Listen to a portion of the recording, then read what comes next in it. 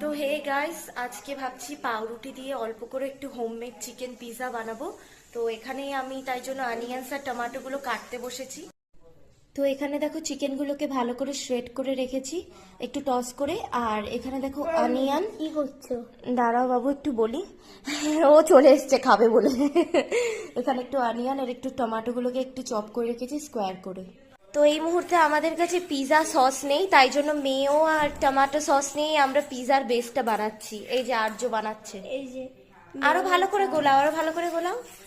হ্যাঁ, পুরো মিক্স করে দাও একদম।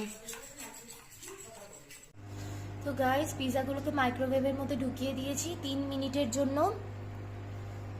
তো গাইস, পিৎজা রেডি। এটা আমার। আর্য খেয়ে বলো কেমন হয়েছে। ও কেমন হয়েছে ভালো করে বল।